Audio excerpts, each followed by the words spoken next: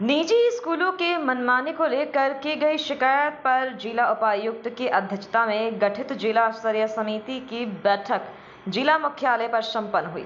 जिला शिक्षा पदाधिकारी द्वारा मांग की गई कि दस्तावेजों को बोकारो के निजी स्कूलों व झारखंड अभिभावक संघ ने समिति को सौंपा। संघ के जिला अध्यक्ष महेंद्र राय ने अभिभावकों की समस्याओं पर ध्यान दिलाते हुए कमेटी की अध्यक्ष बोकारो के उपायुक्त विजया जाधव राव को कहा कि बोकारो के सभी निजी स्कूलों द्वारा प्रतिवर्ष बुक परिवर्तन, फीस परिवर्तन, डेवलपिंग चार्ज, री एडमिशन में काफ़ी बढ़ोतरी की जाती है, जिससे मध्यम वर्गों के अभिभावकों को काफ़ी परेशानी का सामना करना पड़ता है। मार्च अप्रैल माह आते अभिभावकों में तनावपूर्ण माहौल में जीते हैं। बोकारो के निजी स्कूलों का मनमानी के खिलाफ में हम अभिभावकों ने बोकारो उपायुक्त को एक ज्ञापन दिया था, जिसके नज़र में उपायुक्त महोदय ने एक कमेटी बनाई थी। आज उस कमेटी की पहली बैठक हुई, जिसमें हमारी मांगों के तहत सभी स्कूलों से उनसे डॉक्यूमेंट मांगा गया। तो उस डॉक्यूमेंट को और हमारे मांग को दोनों को उपायुक्त महोदय ने अपने पास रखा और कहा है कि इस पर विचार करेंगे और इस पर गहन जांच करेंगे। साथ ही साथ हम अभिभावकों से आधा घंटा महोदय ने खुलकर बात रखी। हमने भी खुल के बात रखा किस प्रकार बुक पर दबाव, फीस पर दबाव, किसी विशेष स्टॉल पे दबाव, क्या बोलते हैं आपका ड्रेस पे दबाव, किस तरह से दबाव डाल के अभिभावकों को शोषण करता है निजी स्कूल। तो मैम ने कहा है कि हम उचित कार्रवाई करेंगे। आपको भरोसा दिलाता हूँ कि आने वाले रामनवमी के बाद 1-2 बैठक होगी जो अभिभावकों के हित में होगी। स्कूल के शिक्षकों को बुलाया गया था, क्या बात हुई मैम? ये ज़िला बोकारो ज़िला की एक जो स्कूल से रिलेटेड जांच समिति का फॉर्मेशन करना था, वो हमने लास्ट वीक में फॉर्मेशन किया था। उसमें 2 अभिभावक के तरफ से रिप्रेजेंटेटिव्स होते हैं, वो हमारे पास उनका नॉमिनेशन आ गया है। 2 प्राइवेट स्कूल्स होते हैं कि उनको अपनी साइड रखने का मौका मिले, तो वो भी 2 स्कूल्स हमने उसमें ले लिए हैं। और बाकी उसमें डीटीओ है, डीसी है, अन्य मेंबर्स हैं। तो आज प्रिलिमिनरी लेवल पे जो अभिभावक संघ से जितनी सारी शिकायतें, वो शिकायतें हमने सब प्राप्त की हैं। मेजर मोटा मोटी यही है कि आज के तारीख में स्कूलों की शिक्षा काफ़ी महंगी करा दी गई है। एक आध चैप्टर, 2 चैप्टर्स चेंज होते हैं तो कम्प्लीटली किताब चेंज हो रही है। वो किताब सभी जगह पे इतनी इजीली अवेलेबल नहीं है। 1-2 पब्लिशर्स ही है या 1-2 डिस्ट्रीब्यूटर्स ही है, उन्हीं के यहाँ जाके ली जाती है।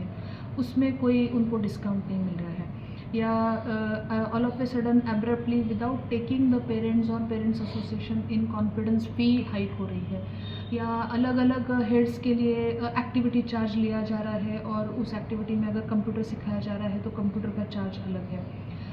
210 ऐसे कुछ स्कूल के वर्किंग डेज़ हैं, मगर एक 7 सब्जेक्ट्स के लिए 20-20, 25-25 किताबें खरीदवाई जा रही है। उन्होंने लास्ट ईयर की कुछ किताबें अवलोकन के लिए यहाँ पे लाई थी, वो किताबें खुली भी नहीं है, उसके बारे में कोई चर्चा या उनको पढ़ाने का कोई बात ही नहीं हुई है। तो अननेसेसरी ये फाइनेंशियल बर्डन दिया जा रहा है। तो इस तरह की चीज़ें हैं। जैसे स्कूल की जो बस है बच्चों को लेके जाने वाली, वो उसकी फ़ीस 2 साल में काफ़ी बढ़ गई है, बट पेट्रोल के या डीजल के रेट्स तो 2 साल में बढ़े नहीं हैं। या उनका कहना है कि हम किसी निजी या प्राइवेट जगह पे काम करें तो इतना सैलरी हाइक हमको नहीं मिलता है कि जितने रेशो में स्कूल की फ़ीस या ये एक्टिविटीज़ या ये यूनिफॉर्म या एक आध बैच के लिए छोटे मोटे चेंजेस के लिए कंप्लीट यूनिफॉर्म का डिज़ाइन चेंज होता है।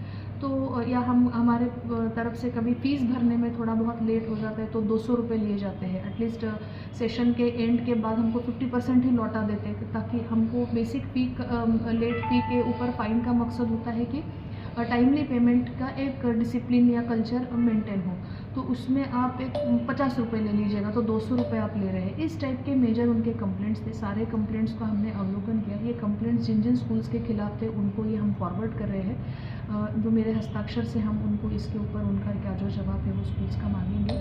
और रामनवमी के पश्चात एक दिन मीटिंग होके ये सारे जवाब मीटिंग के सामने उन्हीं के सामने रखे जाएंगे।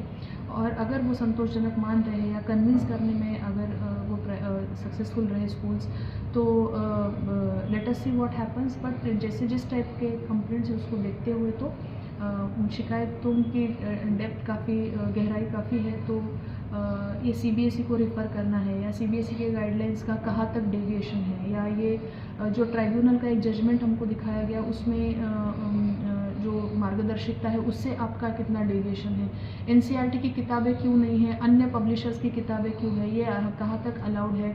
तो ये सब इश्यूज़ हायर लेवल पे रेज किए जाएंगे।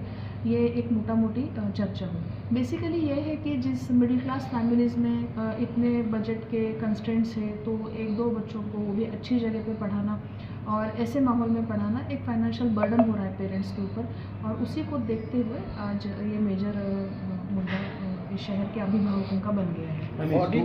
ऑडिट रिपोर्ट क्यों नहीं होता है? हाँ, ये भी उन्होंने कहा कि स्कूल के ऑडिट्स नहीं है, इसमें कितने पैसे डेवलपमेंट के लिए लगे, कितने पैसे एजुकेशन के लिए लगे, कितनी आपकी फ़ीस है, कितनी आपकी एक्टिविटीज़ है, कितने आपके पैसे आपको वापस करने, रिफंडेबल क्या है। जैसे अभी आज एक शिकायत है कि किसी का एक स्कूल में एडमिशन हुआ है, एडमिशन वो नहीं करा पाए क्योंकि उनका स्थानांतरण नहीं हुआ, तो 6,400 रुपये जो है वो उनको वापस करने हैं।